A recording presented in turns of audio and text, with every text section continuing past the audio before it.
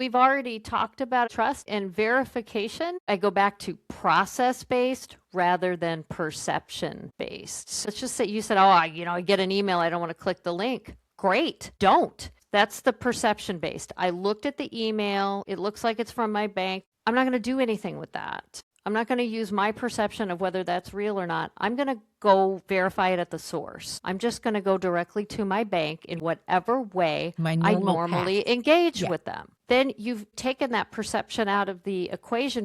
Welcome back to Keys to Real Estate.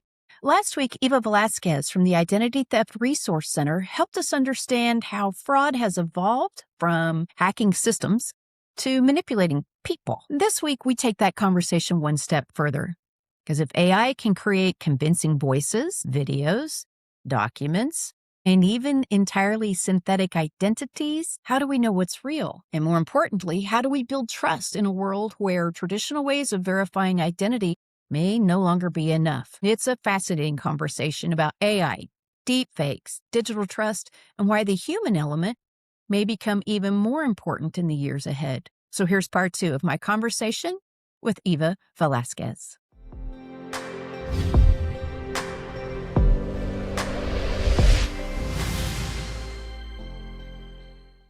Eva, welcome back to Keys to Real Estate. We're going to have fun again this week. I'm looking forward to it. We had such a good conversation last week. We did. And one of the themes that kept surfacing last week, largely about trust and how difficult it is to know who's real and what systems people can rely on and all that. And you mentioned that we are entering a fundamentally different era of trust. I'd love to invite you to say more about that. Well, I think I need to be very precise about what I think this means, because when people hear that, the assumption is, oh, you mean trust is dying and trust no one and we can't rely on anything. And I don't think that's quite right. I think it's more about the infrastructure. The foundations of trust have fundamentally changed. Okay. And so we have to change that foundation to build a different trust building. Right? We have to change the framework of it. It's more about the signals that we've relied on. And I touched on this last week, that we've gotten so used to email, voice, video, documents, and that's how I can verify these things. And that's how I can establish trust. Or I have this static data about myself that if I provide it, then the business knows that that is me, and that's how we verify that trust in this relationship. And that's just not how it works anymore. Even legal documents can be so easily forged and fabricated now that humans can't detect the forgeries. Mm-hmm. So it's not that trust is dying or we are entering this era without trust. It's that it has to be built differently. Mm-hmm. And I think there's some uncomfortable pieces of that people get a little bit of a creepy factor. Like I think the best example I could give you is the use of biometrics to verify that you are you. Okay. I go into a room and half the people will say, I don't care, you can have anything you want. And the other half will say, you can have my biometrics when you pry them from my cold dead hands. And we have to think about how we can leverage that aspect of our identity differently to build trust, because there are ways to use our own biometrics, consent-based. Now, I'm not talking about somebody using them without my consent. I'm not talking about facial recognition. There's facial verification, which just means that in addition to that data that I'm giving you to say that I am me, I'm also going to consent to sending a live selfie to you and that you can compare to a known source of truth. I'm getting really technical here, but it's important to understand that. And when people say, oh, I don't want the government, or I don't want them to have my biometrics to be compared to, do you have a driver's license? Do you have a passport? Because if you do, the government has your biometrics. This is a biometric. Let's use it. Right. Let's use it to your advantage, for your good and your safety. That's just one example. I'm not saying that's a panacea, silver bullet that's going to solve everything, but it is that thinking differently about what the foundation of trust is. Oh, you're so right. Especially digital only transactions. Yeah. It's rethinking, expanding, redoing the trust scaffolding. I think is a great way to think about that, because here's something I hadn't considered. And I've gotten pretty hair on fire about some things lately. But here's what I haven't considered. And here's what a lot of people don't know. This platform that we're recording on together today, it's a great platform. Use it for a lot of reasons. Happy, love it, love it. It also has an AI component, which If we let it, it would automatically edit this. It would pick the best stuff. It would chop up the transcripts. It would chop up for social media. It would do the whole thing. There's also an AI feature where I could load in the script. It knows me. So you're pretty sure you're talking to me, and I'm pretty sure I'm talking to you, but that's based on an outdated, it's almost archaeology, because Hmm. I could be probably digital, but you wouldn't gesture so much and would have tighter speech, but literally had never occurred to me before that this identification, if we met at the same place at the same time to do a thing we previously agreed on, is not going to be reliable very much longer, if it is even now. It's not now. Okay. It's not now. This is a trust. I am trusting Mm-hmm. that you are real. Mm-hmm. You are trusting that I am real. Mm-hmm. Now, the risk here is minimal. We're not exchanging data. There's no transaction. We're trying to educate My social's people. not coming over to you. Yeah. Right. So that makes it a little bit different. Yes, to the people that don't realize that, yes, AI can make a digital avatar of you that you can use to make videos. There, it's all over social media where you can be like, I actually don't feel like creating content today, so I'm going to have my agent do it and build on a brand. Maybe it's already an established brand, but it is possible. And the deep fakes are that sophisticated and that good. Right now, you can often tell because, as you said before, the speech is just a little too tight and there Right. are no ums and there So are no far. mistakes. Yeah. But that's going to change. It's going to change. That's going to change. And it will be impossible to detect the difference. So you mentioned digital avatar. Is that the same thing as a synthetic identity? When people hear that, No, no. Okay, let's not go the through same difference. thing. Okay, can we tell people the difference? A digital avatar can be voluntary or involuntary. You know, someone could create AI slop using your image without your permission, or you can decide to use your image with your own permission and do that. That's a digital avatar. A synthetic identity there's a specific definition for that in the fraud space, and that is where it's a completely fabricated persona. This identity is being used. It doesn't necessarily belong to a real person, or it is sort of like a Frankenstein, and maybe real people's identities have been cobbled together to build this monster. Okay. So, an example I could give is child identities, especially in the financial space, if they're being misused to get loans or credit cards or anything in financial services, those are all going to be synthetic because they're going to have to use a different birthday.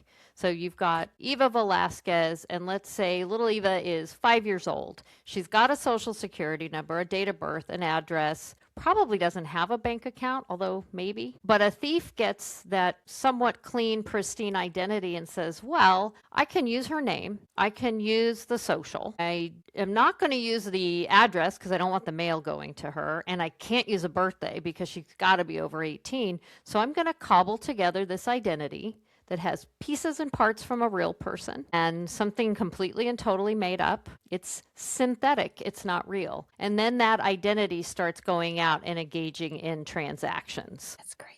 It is a little crazy. It's It is a little crazy. And sometimes they can be completely made up. It's just all made up numbers, all made up data, and it gets through the systems. And synthetic identities take time to cultivate. You're growing them from a seed. But when you do, then it's called a blowout, where they build credit and they build lines of credit, and they sometimes pay the bills against it. So you get a bigger line of credit. And then the next thing you know, you buy a house and you max out all the credit cards and you take out some personal loans and do all this thing. And then the thief walks away because that person never really existed. Okay, well, let me ask you then. Okay, obviously, deep fakes are becoming more prevalent. And again, we talked about the trust for seeing you on the screen, but that is rapidly evaporating. Mm-hmm. Not in this episode, but we've talked in the past about the deep fake Zoom meeting where somebody thought their boss was asking him to wire away $250,000, whatever it was. And so we hear a lot about the digital closings, the electronic closing, which aren't a huge part of the market yet for other reasons. But one concern we hear about agents is, well, when you're sitting across the table from me, I have more ways to verify you're you. I'm concerned that digital is more fraudulent. And prior to a few minutes ago, that wasn't necessarily true. But it sounds like it is more true now than ever. So one almost silver bullet we've had to combat fraud in those situations has been knowledge-based authentication. Is that not reliable anymore or less reliable? How should people think about that? Well, if you look at any one piece, remember last week when I was talking about the layers and the sticks? If I take KBA's knowledge-based authentication questions as one piece, as a stick, that alone, I can break that very easily. That could be compromised. That could be easy to find. It has to be part of a layered approach. So that's where we need to think very differently. Look, deepfakes are real. They're already a practical concern. I think that the biggest danger I see right now when it comes to deepfakes is that people think I'm not a lucrative enough target. Like, Right. why would somebody want to do that I'll admit I've to had me? that thought. Well, I mean, I take it back to when I first really started getting involved in identity theft, and people would go, my credit rating is terrible. And so if somebody wants my identity, they can have it, see what they Good can do luck. with it. And yeah, that's what they say. Good luck. You can have it. And I'm like, no, no, no, no, no, no, no. You are a lucrative target. You are valuable to a thief. Even if you have a credit score that is very low, they can go and get payday loans. You might not get payday loans because you're saying, I'm not going to pay that exorbitant interest rate. Right. They don't care. They're not paying it back. So you have to think differently in that context. And because of the way fraud has evolved and how easy it is to perpetrate at scale using AI to automate a lot of these things, I'm sorry, but you do have to consider yourself a valuable target to the bad actors. That's kind of step number one. Okay. And then step number two is just realize that whichever end you're on, whether you're the business or you're the customer, if you're looking at one single process and that's what you're using to establish that trust, to conduct that transaction, I would step back from that and say, wait a minute, how do I trust this? It's one thing. I want you to be just a tiny bit fatigued when you get through that process. I want you to sit back and go, phew, I jumped through the hoops. Not, wow, that was a piece of cake. It should be hard. It should be like, I'm going to show Yep. my age. It should be like Frogger. You should have to get. Yes. Yeah, it should be. Not impossible, not so exhausting that you're like, I can't believe that was this arduous thing. But you should have to, got to earn it a little bit. Yeah. And instead of looking at it like, that's a terrible process, why isn't it easier? I'm encouraging all customers and consumers to embrace that and go, thank you. Thank you for protecting my identity. You made it a little bit challenging to prove that I am me. That means nobody else can prove it. That's or right. It would be very, very hard. So I thank people when they are, I do sorry, too. we've got to verify this and we've got to do that. Thank you. And that's it. Don't Thank come you at for it doing hang that. doggy. And oh my gosh, you've hit on pay dirt here, because in this industry, we basically have the same product. So we're competing on service and everybody's looking for a differentiator. And to be that company that pivots away from running away and moves more into a coaching position, Yes. and just take that posture, make it part of your brand with your buyers and sellers to say, it's going to feel a little cumbersome at times, and here's why. And just start the conversation with that instead of the, oh, I'm sorry. Yeah, if you make it a negative, and if you start it before the transaction, let me tell you how we operate and why we do this and why it is so important that we verify that you are you, and how much we care and want to make sure that we are protecting you and minimizing your risk to the highest degree that we possibly can. What that's going to mean is we're going to have to do some of these things, and you're going to have to do some of these things, and it might take 9 seconds longer. I think most people respond very well when you manage expectations up front and when you tell them why something has to be a certain way. Yes. Now, I'm not saying everybody. Yes, you guys are still going to have to deal with some people who are going to lose their minds because something takes 10 seconds longer. That's a reality. But I think most people will have a very positive response, especially as organizations like the ITRC and a lot of fraud fighting organizations are out there saying, embrace friction. This is important. This is protecting you. People they might step back. Maybe they're going to do a quick search and go, is this really real? And then they're going to see that actually is a good thing. That means they're taking care of me. That means they take security and identity and all of these things very seriously. I like this company. I always used to have a little symbol for the people on my closing staff, which is this is a very stressful, difficult, expensive. And then, oh, and by the way, they're moving. And so, sometimes, especially my newer, younger staff would be like, oh, so-and-so called again. And I'm like, and if you make that, and even your tone of voice, even the way you go, yes, I am. And every time you deal with me, first of all, you're speaking slowly and purposefully, not, hey, this is Susie Closer and I need the email it to me. Thanks. Bye. Make it part of the care of the swaddling. And It's a I big agree deal. with you. They'll want it not only because it's their house and they're frazzled, but also because they get that fewer and fewer places nowadays. And this is a big transaction. And I applaud you because also the message that we give our teams matters. And the fact that it's like, look, one of the things that I say to my team constantly, because they say, sometimes I feel like a broken record. And I'm like, I know that this is the 10,000th time you have told somebody to freeze their credit and how to freeze their credit. But just because you're saying it for the 10,000th time, they're hearing it for the first time. Yes. And we just have to constantly remind ourselves of that. And I think that actually, weirdly, applies in your situation as well. You've closed 1 million of these. You've done this process a zillion times. This may be the first or maybe the second time this person has done that in their life. Yes. It's foreign to them. They don't have a whole lot of experience to fall back on. So providing that, the care, the responsiveness, like I said, slowing down and going, let me explain this to you. I mean, goodness, there's a business case to be made there, right? For your brand, but there's also a fraud case, a fraud detection and deterrence case to be made there. So why wouldn't you want to do it? Absolutely. I could talk to you all day. And this has just happened in the last, I would say, 60 days for me. And I used to work in the technology sector, so I'm not exactly a Luddite. But in the last 60 days, I've become paranoid to click or open nearly anything. And I'm just wondering, at some point, does even the point of verification just not work anymore? Back to the trust and the layers of AI, is it going to get worse before it gets better? And we talked last week about, we haven't even decided if we're going to regulate the AI, let alone how. I'd love to know if you have any thoughts on the Colorado bill that just passed. I have not had time to research yet. I know they're kind of excited about it, but I don't know which side of the team is more excited about it, But I am just really obviously struggling, trying to find the right thought framing for how all this looks sort of in the medium term, near term and medium term. Well, I think the good news is that we've already talked about it with trust and verification. The same thing applies.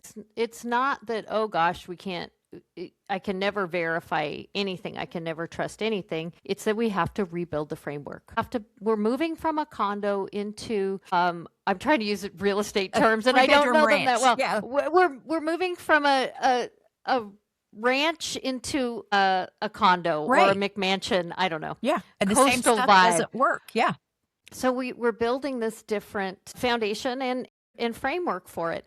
And when I talked about the layers and kind of the sticks, it's the same thing with verification. It's the same principle. So a lot of these principles we can apply, not the same actual activities, but the same principles we can apply sort of across the board.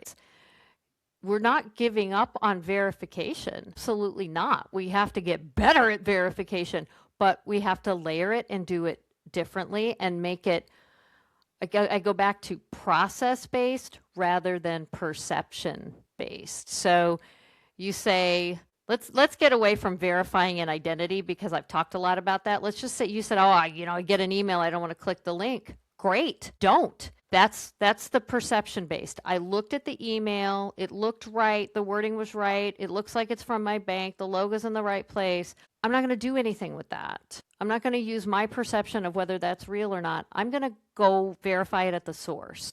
I'm just going to go directly to my bank in whatever way I normally engage with them. Do I go into the branch?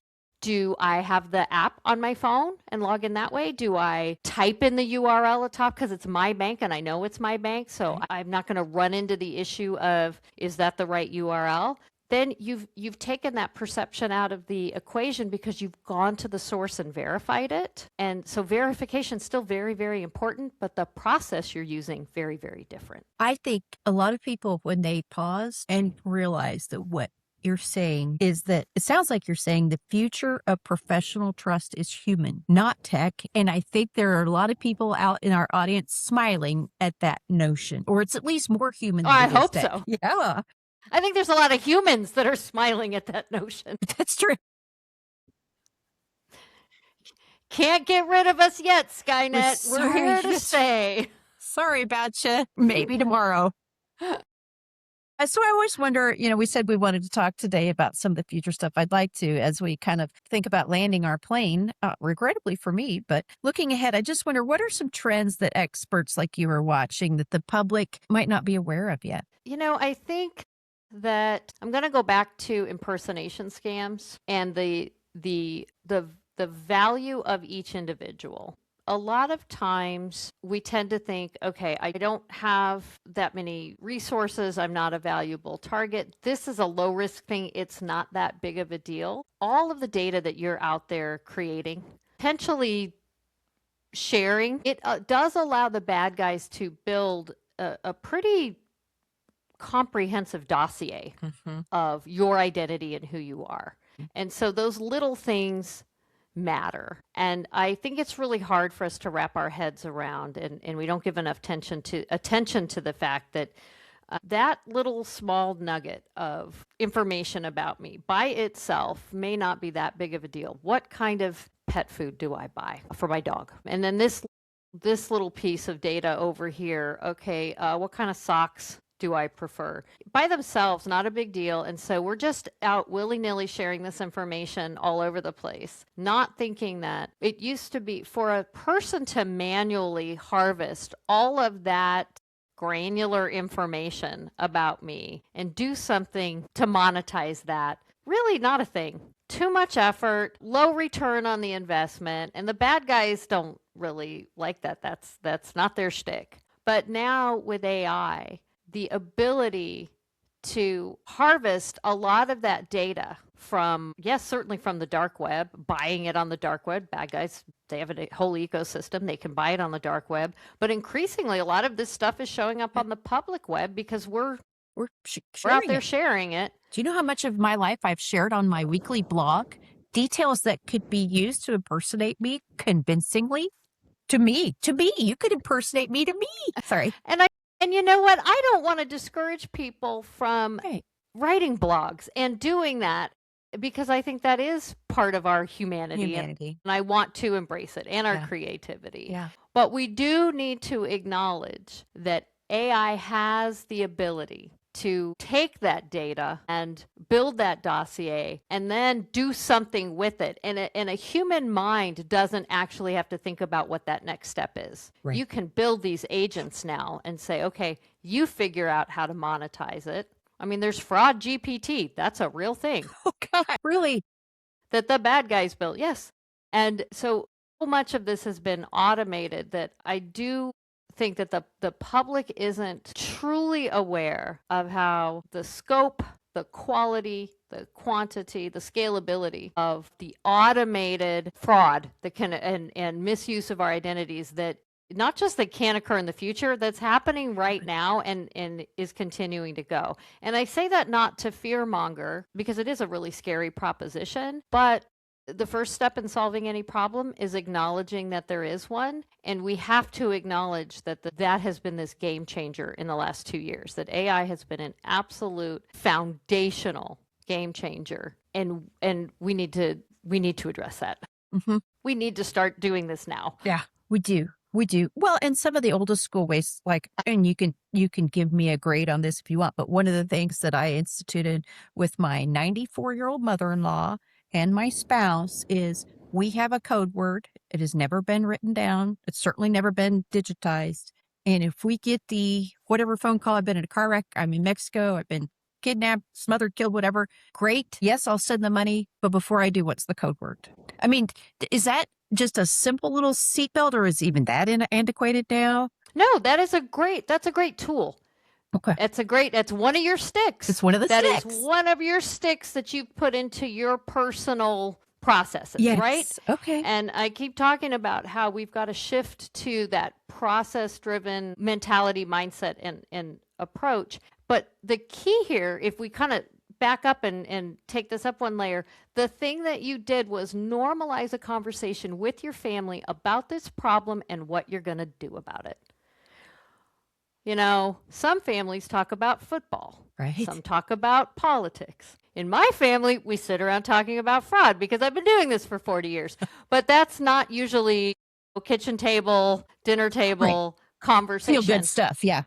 I think it needs to be. I think having those conversations about, hey, this is a real threat and this is how our family responds to that. Now, I've also had that conversation with my mother about when the grandparent scam came out, and I told her flat out, and my kids are older. They're not young children, they're middle-aged adults. Right. So I said, if my children ever call you and ask you for money, the only response you need to give is call your mother. There you go. You're their grandmother. Yes. Mom, you do not need to be involved in any of that. Yep. And her response was, what if you call me? And I said, Mom, Nope. I'm never going to call you and ask you for money. It's never going to happen. It is not going to happen. If something happens that is an absolute utter emergency, I'm going to call my husband. And if something else happens that we need to bring you in on, I'm going to sit at your table and talk to you. And that doesn't work for everybody. Right. Not everybody lives in the same location. Right. So I understand that.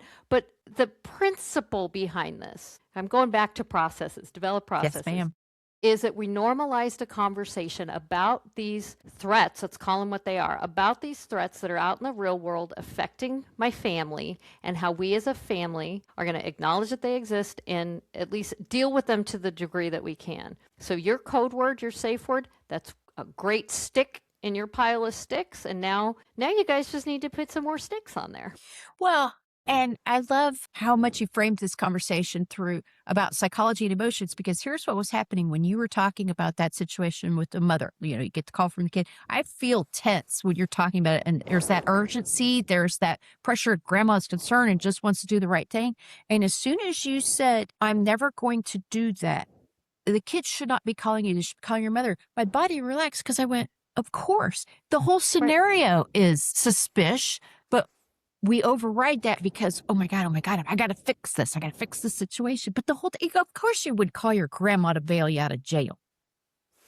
Well, and and every family is different. Right. Maybe you can't call your mother. Right. Maybe you do maybe grandma is that point of contact. Yeah. I don't know. Every family's different. So that's why you have to, so much of this, well, again, I can give you principles, but if fraud prevention, identity protection, scam risk minimization was one size fits all and a checklist, the Identity Theft Resource Center would not exist. There wouldn't be a reason for us to give people one-on-one dedicated risk minimization or recovery plans, because you'd be able to just check a box and go, this is how it works for everybody. It's not like that. And so having those conversations with your family about how things work in your family and what those threats are and what you're going to do about it, that's really, really important. So maybe for grandma, who maybe the grandkids have to go to grandma, maybe mom and dad are not available for whatever reason. Hey, developing that code word is a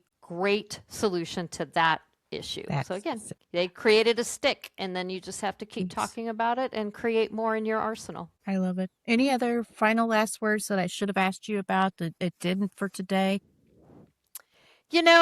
I think these have been great conversations over the last couple of weeks, and I just want to remind people that this is really complicated stuff. If it was easy, we'd have solutions and we wouldn't have these problems. And so I want to encourage anybody that's listening to remember, if you find yourself, whether it's with your organization or as an individual, or maybe you have a family member that's dealing with one of these types of issues, please don't think you have to go it alone. Please don't think you have to figure it out by yourself, or that you're shamed or embarrassed if you can't. That's why organizations like the ITRC exist. I want to encourage people to email us, to visit our website, to call us. Everything we do for victims and consumers is absolutely free, no cost to them. We rely on direct public support, so donations, federal grants, sponsorships, but we never charge the people that call us for our help. And so I don't want people to feel like they have to figure this out on their own. That's lovely and so appreciated. And I will just also put in a plea for anybody in the audience. Just put a flag in your mind because our industry is so ripe for fraud. You are going to encounter consumers who have been impersonated, even if it's not a wire, deed fraud, all the types of fraud, that in our own business. I do encourage you to have an organization like this on speed dial that you can reference them to, because back to what we talked about before, I'm going to be worrying about trying to get the wire back, contacting the FBI, Secret Service, all that. I'm going to do those mechanical things. Get some resources around that victim too, sooner rather than later. And so we're going to Sooner rather than later. Okay. We're gonna link information to get to Eva's organization in the show notes so that when you have a consumer that got caught, Yeah. get them some support at the same time you're trying to solve the problem. That's a beautiful note to end on. Thank you so much for today. Thank you so much for the work you guys do, helping everybody try to fight back against the bad guys. I feel so much better just having these conversations with you. I feel like less of a moving target and more of an empowered professional thinking about things in new ways. So thank you for that. I'm glad I could give you a little bit of hope, and it was a great conversation. It was a pleasure to be here. Thanks for having me. Well, my sincere thanks again to Eva Velasquez of the Identity Theft Resource Center. If there's one thing I'll take away from this conversation, it's that trust isn't exactly disappearing, rather it's evolving. And the signals we've relied on for years to verify emails, documents, voices, videos may not be enough anymore. But as Eva reminded us, the human factor still matters. In fact, it may become even more valuable. And for those of us working in high trust industries, that's both a challenge and an opportunity. Now, links to the resources Eva mentioned are linked in today's show notes. We hope they're valuable for you. And thanks for joining us for this conversation. And thanks always for listening or watching Keys to Real Estate.